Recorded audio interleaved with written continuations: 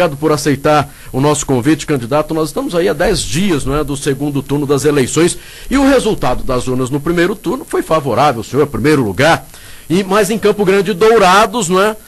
Esse resultado não foi tão bom. Como reverter o resultado nessas duas cidades importantes do nosso estado e ainda garantir o resultado positivo nos outros 69 municípios onde figurou em primeiro lugar? Bom dia. Bom dia, Marquinhos. Bom dia, Sérgio Cruz. Bom dia a todos os ouvintes da Capital FM.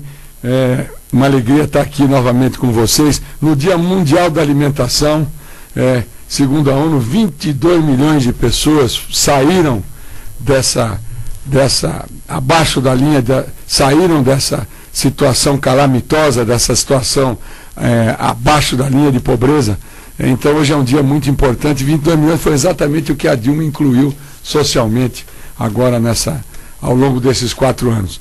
E respondendo a você, nós estamos andando, focando principalmente Campo Grande, Dourados.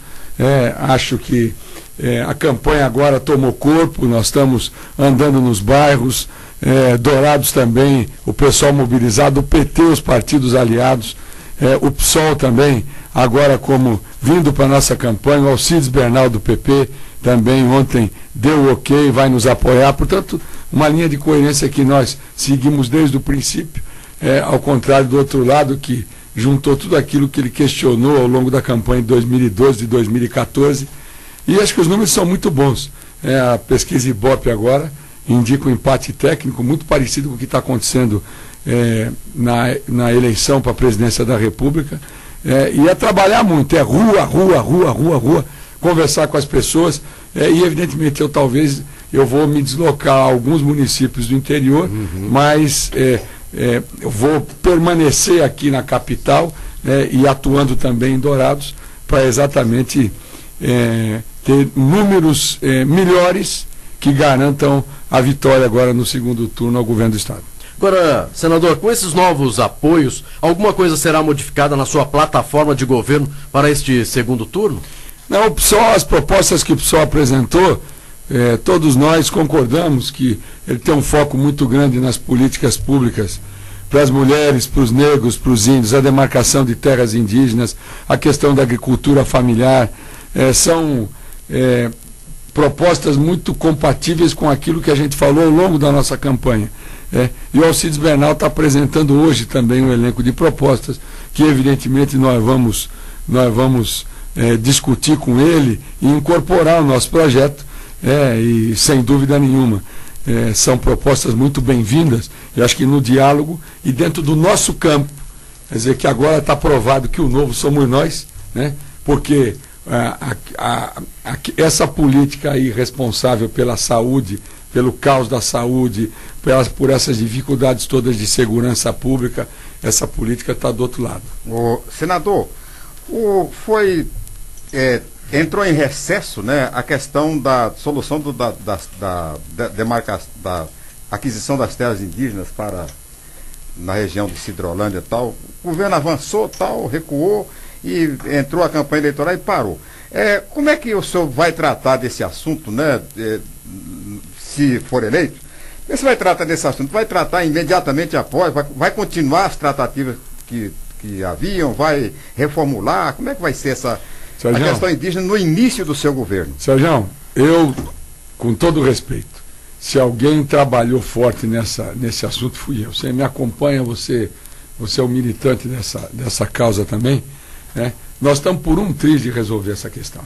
E sem mexer em Constituição, em artigo 231, como a demagogia aqui em Mato Grosso do Sul exercita. Ninguém mexe no artigo 231. Eu sei como é que isso funciona, e o Congresso, é muito difícil o Congresso aprovar alguma mudança nesse sentido, porque isso é uma conquista das etnias indígenas. A solução está posta. Você adota o artigo 231 e indeniza a benfeitoria. O governo federal entende que assentou famílias e deu titularidade de terras em áreas de tradicionalidade indígena.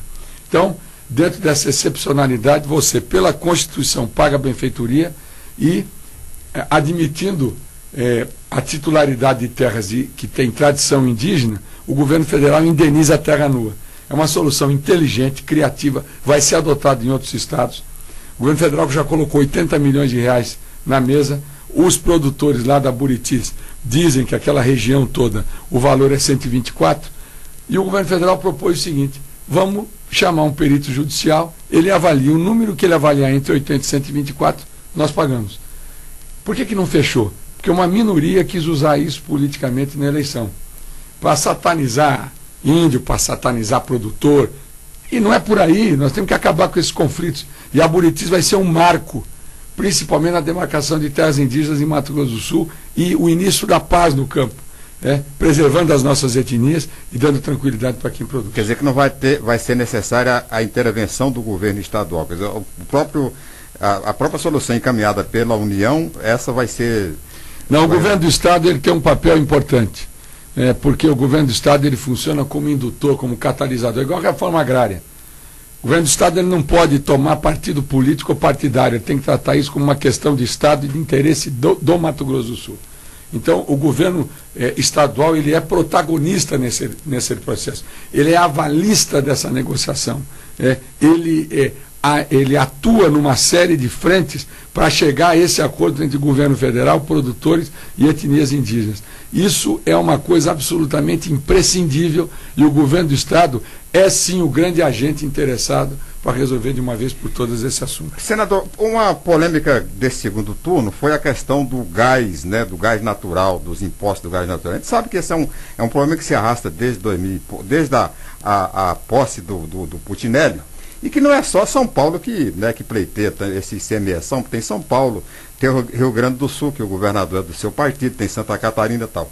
O que foi que o senador Delcídio Gomes do Amaral fez durante o seu mandato e durante toda essa questão para que esse ICMS do gás ficasse em Mato Grosso do Sul? Sérgio, primeiro eu tenho uma relação histórica com essa questão do gasoduto. Eu fui diretor de gás e energia da Petrobras. E ao mesmo tempo participei quando o presidente Itamar Franco assinou o acordo com o presidente da Bolívia, à época, o acordo definitivo que proporcionou a implementação do gasoduto Bolívia-Brasil. E depois, já como diretor da Petrobras, nós inauguramos o gasoduto num evento com o Fernando Henrique Cardoso, naquela época, o presidente da República era o Fernando Henrique, lá em Santa Catarina. Então, esse assunto eu conheço com profundidade, porque eu sei cada milímetro desse gasoduto que foi instalado, qual foi a história, o que foi feito, os desafios do ponto de vista de engenharia, de construção, e depois o porquê que o gás hoje é um combustível tão importante, não só para o nosso Estado, mas para o Brasil como um todo, dentro da matriz energética. E eu sempre, eu me lembro bem e sabia que essa crise viria. Quando eu era diretor da Petrobras, nós estabelecemos a cobrança do ICMS, e trabalhando junto ao governo federal também, fazendo toda uma articulação, que o ICMS seria cobrado na entrada do gasoduto em território brasileiro, que é em Corumbá, na minha cidade. Ou seja, mais um fator ainda de conhecer bem o assunto. São Paulo não concorda. Talvez quem mais reage a essa proposta é São Paulo, porque São Paulo quer levar o ICMS do gás para ser compartilhado lá no Estado, tirando 20% da arrecadação de Mato Grosso do Sul. E isso, e eles tentam, eles vêm com uma conversa, São Paulo, não sei o quê. Não, é o governo do PSDB, é o governo do Alckmin, que tem sido o maior opositor do Estado. Agora mesmo, em julho desse ano, eles entraram com uma DIN, se não me engano, número 5147. Essa DIN, ela simplesmente quer inviabilizar os incentivos dados para a industrialização do nosso Estado. São mais de 150 mil empregos diretos colocados em xeque, colocados em jogo.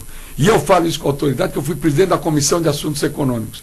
Esse assunto veio à tona na discussão agora do fim da guerra fiscal. Eu que conduzi esse projeto, porque eu era presidente da Comissão de Assuntos Econômicos, e quem estabeleceu todas as negociações com o Ministério da Fazenda, com o ministro Guido Mantega, e à época com o secretário executivo do Ministério da Fazenda, Nelson Barbosa, fui eu, como presidente da Comissão de Economia do Senado. Portanto, eu conheço isso no detalhe. Não adianta querer ficar tapando o sol com a peneira, porque a realidade é essa. E nós levamos a essas... Mato Grosso do Sul sofre hoje com os incentivos, porque São Paulo usa a unanimidade do CONFAS para inviabilizar projetos em outros estados, em outras regiões do país. Mas, senador, o senhor não respondeu a minha pergunta. O que o senador Delcídio fez, né, para tentar impedir, ou para impedir, né, que São Paulo, Santa Catarina e Rio Grande do Sul tomassem trabalhando, Sérgio, no Congresso, e trabalhando junto ao Judiciário, mostrando para os ministros do STF o que isso representa para o nosso Estado. E trabalhando junto com o Ministério da Fazenda. Se você olhar lá, e aí o senador Delcídio, não o candidato a governador, a proposta que eu elaborei tira Mato Grosso do Sul dessa disputa com São Paulo e mantém o ICMS do gás em Mato Grosso do Sul. Está escrito isso, tem documento a respeito disso. Inclusive, quem negociou fui eu com o Ministério da Fazenda, com o CONFAS e, importante, com a Secretaria de Fazenda do Governo do Estado de Mato Grosso do Sul. Esse é o meu papel. Candidato Delcídio do Amaral, mudanças para melhorar a saúde, educação e segurança, entre outros. Como é que o eleitor ele pode ter certeza que, se eleito, o senhor vai colocar em prática essas suas afirmações? Só, Marquinho, complementando a pergunta do Sérgio, é importante registrar que, além dessas tratativas todas que vai levar ao fim da guerra fiscal, que foi uma negociação de meses e meses, que eu conduzi com o Ministério da Fazenda, como presidente da CAI, eu apresentei também uma emenda ao projeto de resolução que estabelece a unificação das alíquotas de ICMS interestaduais. E dentro dessa resolução foi salvaguardado o interesse de Mato Grosso do Sul para preservar o ICMS do gás. Não podia deixar de destacar isso. Claro. E a questão da tua pergunta de saúde e educação, eu vejo saúde é vontade política. Saúde, primeiro, tem que começar obedecendo os 12% da receita corrente líquida que a Constituição determina para investir em saúde. Não pode misturar com saneamento. Saneamento é importante. Saneamento é saúde preventiva, mas saúde é 12%. Isso aí nós temos que priorizar. Vão entrar mais recursos da saúde agora em função do pré-sal. Outro ponto importante. Não adianta a gente falar de saúde se não falar em gestão. Se a gente não falar em plataforma digital, internet, facilitar o cidadão marcar consulta, marcar análise, marcar exame, marcar cirurgia. Outra coisa também, não tem que inventar moda, não é nada assim espetaculoso, grandes obras. Tem que usar o que está aí, qualificar mais o que está aí. Ter um programa de formação de profissionais na área de saúde, priorizar a formação de médicos. O Estado funcionando como um grande indutor, um catalisador na formação de médicos. E levando especialidades para o interior. Para o quê? Para que as pessoas não se desloquem para Campo Grande. Campo Grande tem que ficar com alta complexidade. E, pelo amor de Deus, terminar o hospital do trauma, que hoje, em função dos acidentes de motocicleta no trânsito, toda a rede hospitalar de Campo Grande, que já vivia sobrecarregada, ou já vive sobrecarregada, ficou pior ainda. Você imagina o papel que o Hospital do Trauma poderia cumprir, principalmente nesse momento. E esse projeto de descentralização, para evitar esse deslocamento, principalmente de pessoas que sofrem de alguma doença, de algum mal, e andando por essas estradas aí, e passando dificuldades que quem vivenciou principalmente alguns tipos de doenças e sabe o que o paciente sofre, pode imaginar ou compreende bem o que é a famosa ambulancioterapia. O senador, o próximo governador de Mato Grosso do Sul vai encontrar a saúde pública na UTI, sobretudo em Campo Grande. Campo Grande, a Santa Casa, inclusive, ameaça fechar as portas com um déficit mensal de cerca de 4 milhões de reais. Os médicos já anunciando a possibilidade, inclusive, de uma greve que não estão recebendo. Qual é o plano de emergência que o governo Delcídio do Amaral tem, para essa questão da saúde, principalmente em Campo Grande? Priorizar especialmente a questão dos investimentos na área social. E buscar também alternativas que são possíveis, porque a turma diz, Sérgio, não tem dinheiro. No governo federal tem sim, mas tem que saber onde mexer, tem que saber com quem falar, tem que procurar quem de direito. E o governo federal já se colocou à disposição para atender principalmente esse drama da Santa Casa. Agora, evidentemente, questões de caráter político e outras cocitas mais que eu não vou falar aqui para não perder meu tempo aqui em função desse debate, que eu venho aqui para falar de projeto, isso aí, lamentavelmente, está impedindo que a gente avance. E eu não podia deixar de destacar também a atenção que nós vamos dar principalmente aos hospitais filantrópicos. Nós temos que dar um tratamento específico para isso. E importante, aos hospitais na região de fronteira. Nós não podemos ter um hospital na região de fronteira funcionando como um hospital de Campo Grande ou de outros municípios do interior do nosso estado. Fronteira, nós atendemos os nossos irmãos paraguaios, bolivianos, portanto, nós temos que ter um tratamento, um SUS diferenciado, principalmente para quem vive em região de fronteira, para não trazer o pessoal para cá e para não causar esse caos, o caos aí da Giza, o caos da máfia do câncer, né, essas coisas que lamentavelmente se tornaram verdadeiros pesadelos para Campo Grande e até agora escândalos mal resolvidos e pouco explicados. Candidato Delcídio, vagas nos presídios. Hoje nós, infelizmente, temos esse problema. E aí o senhor também falou com relação às fronteiras, né? Muitos presidiários aqui com relação a tráfico de drogas, tráfico de entorpecentes e também com relação aos menores infratores, esses locais que depois, onde eles têm que ficar no máximo durante 3 anos. De que maneira resolver essa situação ou melhorar essa situação? Bom, primeiro, separar aqueles presos federais dos presos estaduais, que está tudo misturado, né? O governo federal também tem recursos, principalmente para investir em penitenciárias. Uhum. Então nós temos que ter uma política vigorosa nesse sentido, mas separar o preso federal do preso estadual. Outro ponto importante, valorizar os agentes penitenciários, a carreira dos agentes penitenciários. Para você ter uma ideia, Marquinhos, um agente penitenciário que tem nível superior, ele quando ele faz concurso público, ele ganha 3 mil e ele aposenta 35 anos depois com 6 mil reais. Então, nós temos que dar um tratamento especial, né, para os agentes penitenciários, para todos aqueles profissionais que trabalham nas penitenciárias. Vou dar um exemplo, assistentes sociais. Vocês imaginem o drama dessas pessoas, quer dizer, os desafios, a responsabilidade que essas pessoas têm, principalmente no atendimento àquelas pessoas que estão encarceradas. Né? Até porque um cárcere não pode servir como uma condenação definitiva para essas pessoas. Nós precisamos reabilitar essas pessoas para que, num determinado momento ou no futuro, elas tenham condições de ter uma vida útil, importante, uma vida que ajude o nosso Estado e ajude o nosso país. E a outra coisa, a questão das crianças. Você olha a situação, os jovens, melhor dizendo, as crianças abandonadas, os jovens que foram vítimas das drogas. Nós temos que ter isso no nosso programa de governo merece um tratamento absolutamente especial. Eu, pessoalmente, passei por esse drama na minha família. Perdi um primo irmão meu que coincidentemente chamava Delcídio também. E a gente sabe o que é o pesadelo das drogas. Portanto, meu governo vai ser um governo que vai priorizar investimentos no social. O resto vem depois, ou através da participação do Estado, ou criando regras, segurança jurídica, para que parceiros privados participem dos nossos investimentos e o Estado use a maioria dos seus recursos para atender a nossa gente, principalmente na questão da saúde, da educação e da segurança pública. Senador, o Estado de Mato Grosso do Sul viveu um pesadelo financeiro até o início do governo do Zeca em 1999. Né? Então, era um Estado que fazia muitas gentilezas, muitas cortesias, e a partir do governo do Zeca, o governo passou a encarar a realidade, né, da realidade financeira do Estado, com a criação do Fundersul, com a implantação do ICMS garantido, etc., para poder dar sustentação financeira para o governo.